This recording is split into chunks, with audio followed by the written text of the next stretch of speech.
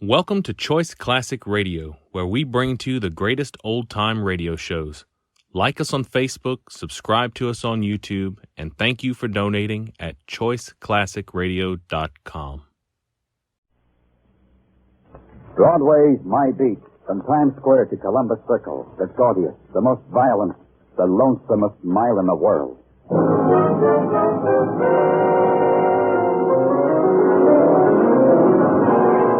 Broadway's My Beat, with Larry Thor as Detective Danny Clover.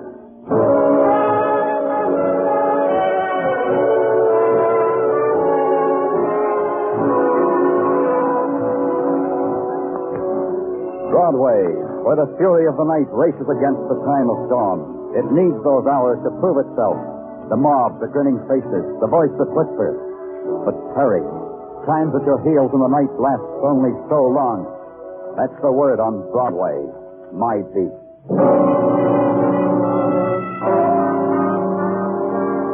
It's a system they worked out long ago. The darkness is reserved for those who break the law, so that the police can write out their reports in the daytime. That's what I was doing, writing out reports when Sergeant Tartaglia nudged his head through the doorway. Good morning to you, mine lieutenant. Hello, Tartaglia. What's on your mind? Oh, she's here again, Danny.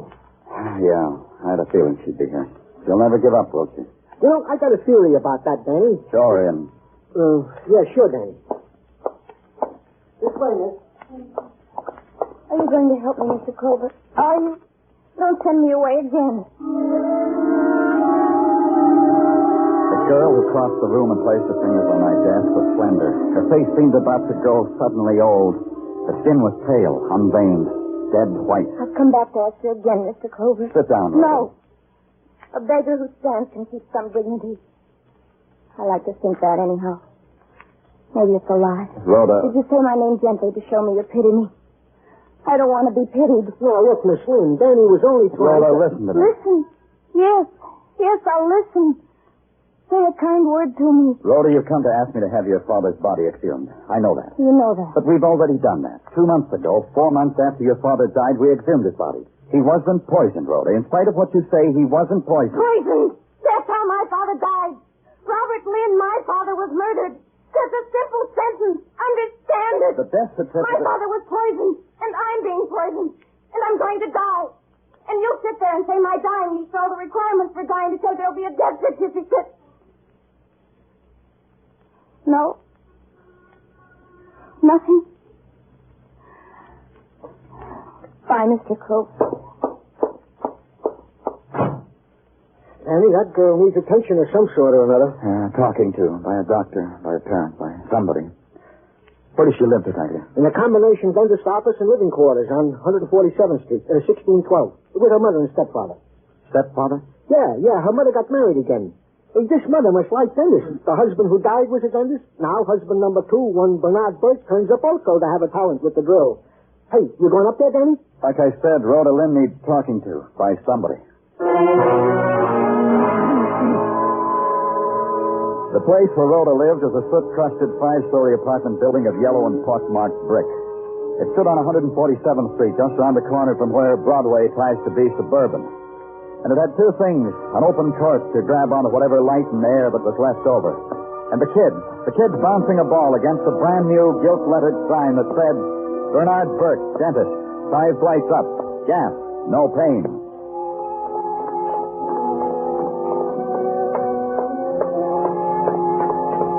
As I rounded the turn on the 4th floor, I heard a door close above me and steps starting down. And then the steps became a voice that said it knew me. Danny Clover. I know you, Danny. You know me? I'm sorry, you don't know me. Here, I'll lean my face over in the light. A familiar face, huh, Danny? Repulsive, but familiar, huh? Yeah, but I don't quite place... Elliot, Ben Elliot, the private investigator. Your civilian competition. Remember the axe murder case where I was positively useless to you? You remember that, don't you, Danny? Sure. How are you, Ben? Happy as a figure. Glad to hear it. What are you doing here, Ben? Competing? You deduced this just because I just came out of a dentist's office. Nah, Danny. You got it all wrong. Bert, the no-pain dentist, has just made some alterations on a bridge I suffer in my mouth. Here, take a look. Stunning. I hope you and the bridge are very happy together. You kill me, Danny. Just you wit. You, Danny, what's with you? You also got sorrows in your teeth? In every one. So long, Ben. See you around. Yeah, Danny. Take care. I recommend it from the heart. Yes? You had an appointment with Dr. Burke? You'll have to wait. I'll wait. You could amuse yourself with some Euro National Geographic, or this brochure from a dental supply house with illustrations in color. Or you could talk to me. That last thing. Let's do that. You've made such a wise choice. And now, do you begin, or shall I? You're Rhoda's mother, aren't you, Mrs. Burke?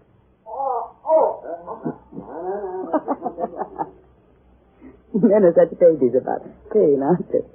And my husband is such a gentle dentist. You're Rhoda's mother. Yes, I'm Rhoda's mother.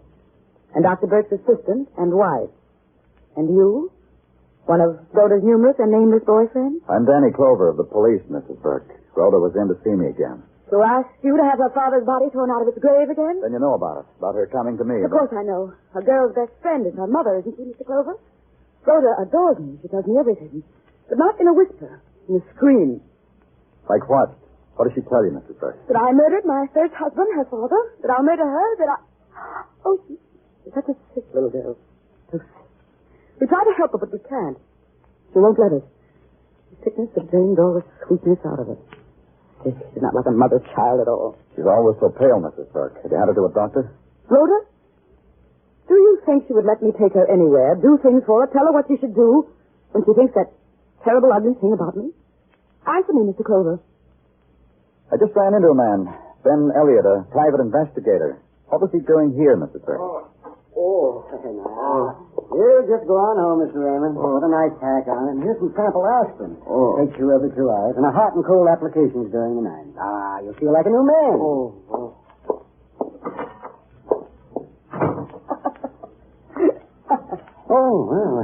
What have we here, Mildred? New patient? You're next, sir. Not a patient, Bernard, a policeman. Danny Clover. He's concerned about Rhoda. Do you think we can help him? Well, I'm glad you're here, Mr. Clover. Will you step into my office, please? Bernard. Please, Mildred. You should have handled it this way in the first place. Will you go in, Mr. Clover? Bernard, I advise you to let it alone. Mildred, will you take care of those X-ray negatives? During office hours, you are my assistant. Thank you, Mildred. After you, Mr. Clover. Sit in the dentist chair, Mr. Clover. Very comfortable. It's almost paid for, too. Yeah, I'll adjust it. Yeah, isn't it nice? Never had it better. Now, Dr. Burke, what is it that you should have handled this way? I only ask because I'm curious. Oh, yes, of course. The theft of the gold. The gold I used to fill my client's teeth. Most durable. 14 karat. Very expensive. Shines when brushed. Does that? Oh, beautifully. I'm reporting it to you because you're a policeman. And the only proper authority to handle it. Mildred tried to convince me otherwise. She did, too. Oh? Yeah. She looked in the classified and found the name of a private investigator, Ben Elliot. I had him up here, told him all. I tried to tell her we should report it to the police, but she wouldn't have it. And that's why I'm glad you're here. Because now, both Mildred and I have had our way. Yeah, I'm glad. I'll turn it over to the burglary detail, Dr. Burke. I'd appreciate it, Mr. Clover. That's nothing. Now, talk to me about Rhoda, Dr. Burke. Oh, I can't tell you much about her. She never confides in me. I'm her stepfather, you know. Sometimes it's very painful. Who does she confide in? Well, as a boy, Frank Norman. Rhoda was always with him. Matter of fact, I had to go and bring her home one night because they were both too drunk, Mr. Clover, to maneuver by themselves. Where was that? Well, at the bar somewhere on 52nd Street. Well, that street is home for that boy. You'll find my goal, Mr. Clover. It's very important in my business. Yeah, it's a promise, Dr. Burke.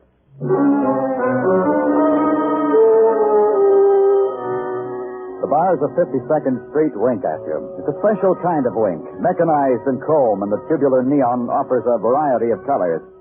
The decor is sleek, the prices pegged to suit your individual needs, and the invitations are but irresistible. So I bar hopped, looking for a kindred spirit named Frank Norman. It took quite a while. Then, near 10th Avenue, there was a place where the decor had crumbled just a bit, where a jukebox sold background music to emotions, also crumbling. The bartender waved me to the back of the room. Showed a boy sitting there, considering what dreams are to be found in the bottom of a shot glass. I touched his shoulder. Hi. And I don't know you. I'm Danny Clover. Mind to sit down? Goes like this, Danny. As a tyke, I was unloved and unwanted. I was left to consider the forever moon and the howling wind and garbage. Mm-hmm. That's it, Danny. Precisely and with poetic embellishments. My life for a drink. Buy it, Danny. Go ahead, buy it. Yeah. Waiter.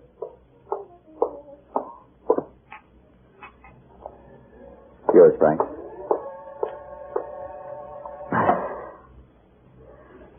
And I have another version also for the price of the gin. And a brandy version that kills me to think about. But I'll sell it too. That one, it includes Rhoda Lynn, huh? Who are you? What do you want? I said it once, Danny Clover, police. You didn't say the last part. All you said was Danny Clover. All you did was buy me a drink. Police. I'm pure Danny Clover, police. Law-abiding, upright, unsullied by temptation. Harmless. What about Rhoda? What about Rhoda? Who's this? She's dying. She sent me away because she's dying. Sent me back to the car, but she's dying. How do you know? Death sits on her shoulder and whispers to her, can't you tell? I can tell. I loved Rhoda when she wasn't dying. That's how I can tell. What about her mother? Does she know? Her mother?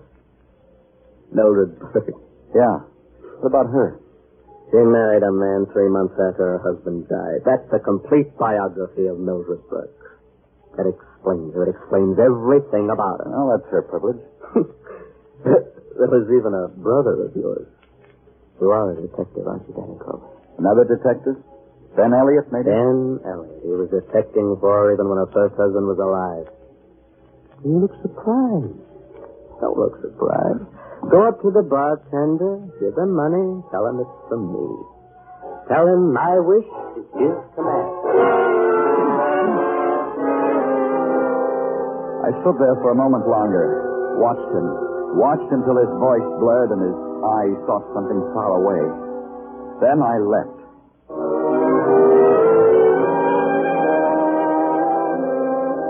I looked up Ben Elliot in the classified, hailed a cab, and went there. Up a flight of stairs and walked back. The sign on the door said, "Come in." So I came in. The sound Rhoda made in her throat was like somebody far away yelling horribly. She stood beside the desk, swaying a little, her face ashen. Even where her fingertips clotted her skin, there was no color. I caught her before she toppled over. I didn't do it. What didn't you do? I swear I didn't. I was in the room. I didn't kill him. Then I saw him. He was on the other side of the desk, crumpled in a dark space, dead from a bullet hole in his throat. Ben Elliot, dead. And his hand squeezed around a clump of gold, frozen around it. The hand and the gold trapped in a thin shaft of light. And the girl stirred in my arms, and the scream that was imprisoned there tore itself from her throat.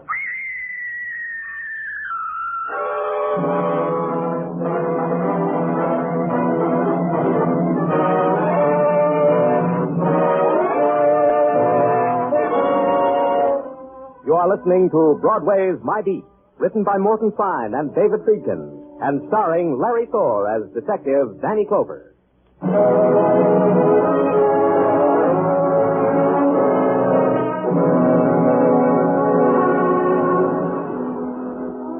There are many things about Broadway. It has its own private set of values, for instance.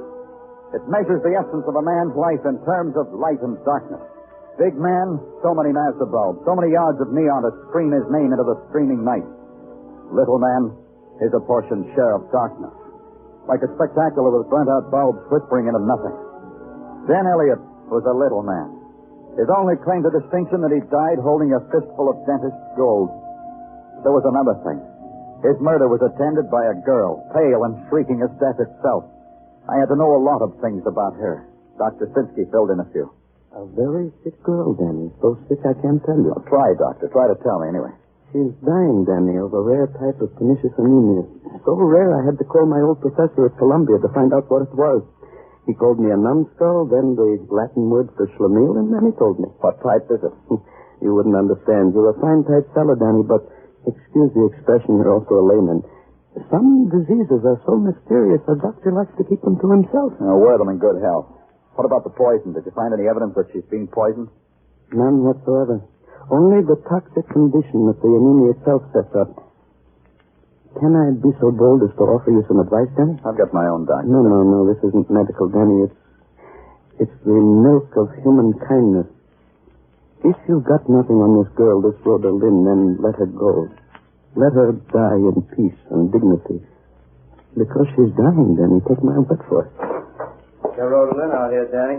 Want to talk to us some more? Yeah, bring her in, Magdalene. Come on in, Rhoda. Sit down, Rhoda. Would you like a drink of water or anything else? I just want to sleep. I just want to lie down somewhere and go to sleep. Can I go home, Mr. Clover? To my father's room? I've slept there ever since he died. Rhoda, why were you in Ben Elliott's office? I told you. How many times do I have to tell you? I went there because I thought he knew something about my father's murder. I wanted him to help me. You still believe your father was murdered? Yes. Yes. Oh, leave me alone. Leave me alone. Please, Miss Lynn, please, here, take this. That's a good girl. Mr. Clover is only trying to find out the truth. I told him so many times. He won't believe me. Try me again, Rhoda. When did you first think your father was being poisoned? Right after Dr. Burke, Mildred's husband. My stepfather became my father's partner. That's when she began to kill him. I hate her. I hate her. Miss Lynn, easy, Miss Lynn. And you went to Ben Elliott because you thought he knew your father had been poisoned, or could help you find out. Yes, I told Then you. you killed him because he laughed at you, because he'd have no part of what you were thinking. No, I didn't kill him. I didn't. Where's the gun, Rhoda? Where's the gun you killed Ben Elliott with? Danny, What do you want, Muggerman? about the gun. The boys went over every nook and cranny and hole in Elliot's office. No gun. We looked outside in the street, in the alley. No gun. We even toyed with innocent bystanders. No gun. We checked where they sell guns. None were sold to Rhoda. No gun. Dr. Simpson, Yes, Mr. Clover?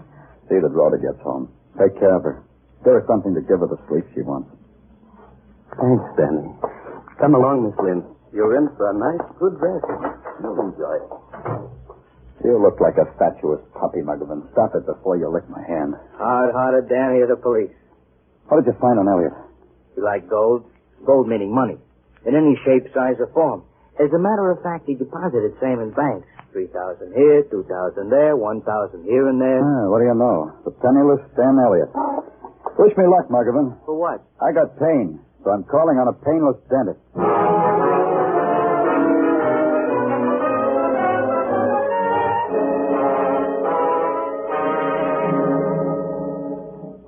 Let me compliment you, Miss Clover. Where did you find the gold? In a dead man's hand, Dr. Burke.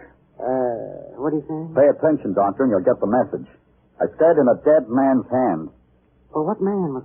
What man are you talking about? Dan Elliott. Who? You're doing it again, Doctor. Dan Elliott, a dead man who tried to take it with him. $200 worth of gold. But of course I know you're lying.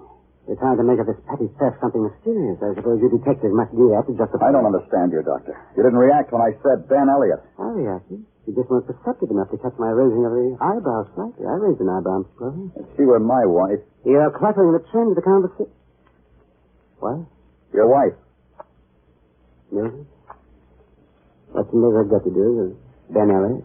I don't know. Ask her, Doctor. Ask her how buddy she's been with Elliott and for how long. Rumor says it's been for a long time. Getting this message, Doctor? Yes. You'll have to excuse me. Before you, Doctor. Before you even knew Mildred, Ben Elliott was around. I've heard that, Doctor. You'll have to excuse me. There's some X-ray negatives I got to... We'll talk. We'll talk in just a few minutes. All right. But please, in the waiting room. I'll meet you there. All right. Mr. Clover. Quickly, Mr. Clover. Rhoda. Rhoda, what's the matter? Please, I've got to talk to you. Sure. Mr. Clover, you know, don't you? You know what I've been saying is true. What the doctor said. Just that you're sick. That I'm dying. But you need some rest, Rhoda. Being poisoned. And I'll die the way my father died. In agony. In drink to kill the pain. That way, Mr. Clover. Come on.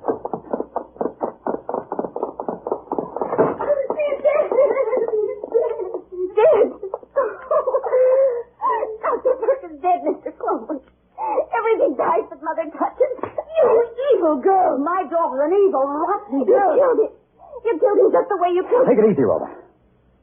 I think you'd better get out of here. All right. All right, I will. Mother killed him. You see. Tell me what happened, Mrs. Burke. I don't know. I don't know what happened. Did you kill your husband? Are you mad like my daughter is mad? Look at him. Dead. My husband dead. His weakness is death. The gun in his hand says that. Yeah. Should have been suicide, all right. Powder burns. Attitude of his body. Just this. How did you happen to get here before I did? Because you were further away. You were down the hall. I was in the next room. Yeah. What did Dr. Burke want to kill himself for? Who knows the inner turnings of a man's mind, Mr. Clover? Maybe his wife? I did. He was a weak man. I've said that. Yes, you did. Which means you've told me exactly nothing. You'll have to tell me a lot more, Mrs. Burke. Ask me something. I will. First, we've got to make this death official, Mrs. Burke. There'll be photographers and print men and a coroner cluttering up your house. But you won't mind that. A woman like you doesn't mind anything, does she, Mrs. Burke?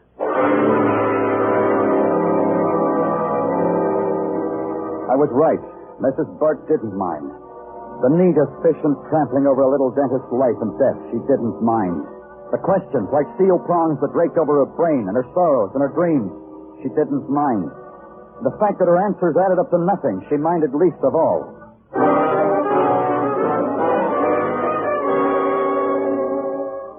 At headquarters, I slept until the reports and analyses and photographs had been cataloged and filed and stacked and restacked and mulled over. Slept until Sergeant Gino Tartaglia had watered them down.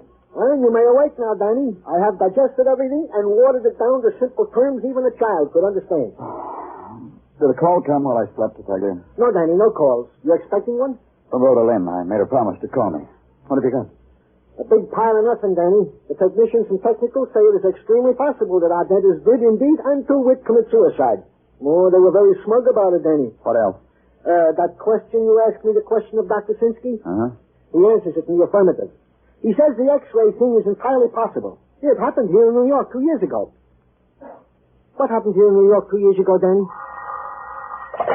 Danny Clover speaking. This is Rhoda, Mr. Clover. I'm calling you just as you told me to do. Are you in your father's room? Yes?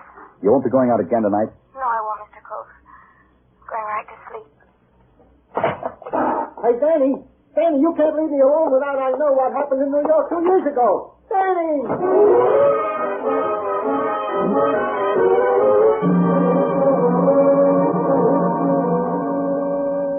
Good enough for you, Danny? Yeah, fine. You have much trouble getting the people in this apartment to go to the movies? Well, some, but not much. Everybody likes free passes. Watch that room across the air shaft, Muggavan. That's Dr. Burke's office. The dark one with the shade up? Yeah. I got a theory, kid. The only way I'll know I'm right is if we see another murder tonight. Oh. Huh? Like this. Go on the premise that Dr. Lynn was murdered. Dr. Lynn, the first husband of Mrs. Burke, the father of Rhoda. Go on that theory, Muggavan. Okay, let's. Dr. Lynn murdered because his wife wanted him out of the way so she could marry somebody else. Don't argue with women, Muggavan. And then there's Dan Elliot. Also dead. Yeah, dead, too. You know why? I'm not a lieutenant, Danny. The deposits Ben Elliot made. The big, big deposits. And regularly. For a small-time operator. Blackmail, huh? Ben was collecting. The theory says, yeah. The theory says he was bleeding Mildred Burke because he knew she killed her husband. Then Mildred Burke ran out of money. This Canucka person, Danny, it happened to me. Mildred, too. She tried to pay Ben with gold. A couple $100 worth she lifted from her husband. Ben sneered at it. Mildred killed him. Theory, huh? Yeah, quite a one. Only it's lousy. From me to you, I say it's lousy. What? The original premise. Dr. Lynn was not murdered, the books say. He died of anemia. Only I think the books are wrong. I think... Hey, Danny. Danny, the light just went on across the air shaft. Yeah, it's Mrs. Burke, huh? Yeah. What's she doing, Danny? Turning an X-ray machine around. She X-raying the wall? That, my goodness, a lesson on how to poison people without leaving a trace of how it was done. Duck. She's walking toward the window. Looking down the blind. Let's go. Yeah, I still don't get it. X-rays will go through 8 feet of concrete. Rhoda's sleeping on the other side of that wall in the same room her father slept. Come on, hurry. It. Yeah, don't knock. Just enter. This one's locked. I said enter. Oh, you did? Who is it? breaking That in. machine, Muggerman. It's the thing that's killing Rhoda. Turn it up. Yeah, only I don't know how. Turn it up. Okay. Are you both crazy? What are you doing in here? Oh, the end of the theory, Muggerman. Dr. Burke was no suicide. Mildred killed him and made it look like one. Dumbass. Killed him because he finally found out about Ben Elliot and his wife. Because he would eventually learn everything. Take her, Muggerman. Yeah. Rhoda! Rhoda, tell them! I'm your mother, Rhoda, tell them! Tell them what, Mildred? What they already know. That you murdered my father, and my stepfather, and Ben Elliot, and me. Tell them what? Don't fight them, Mildred. That way they'll have to kill you quickly. Rhoda! Rhoda! Rhoda!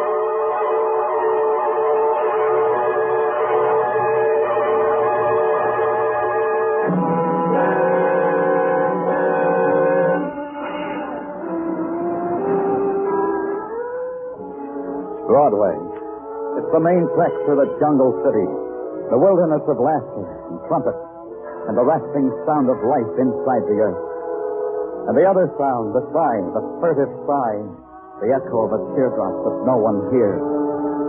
It's Broadway, the gaudiest, the most violent, the lonesomest mile in the world. Broadway, my beat.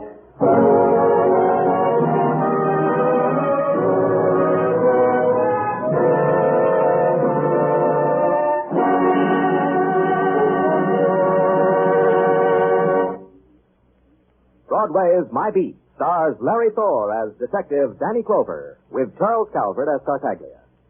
The program was produced and directed by Elliot Lewis. The musical score was composed and conducted by Alexander Courage. The cast tonight included Joyce McCluskey, Betty Lou Gerson, Jack Edwards, Howard McNear, Jack Crucian, and Lou Merrill.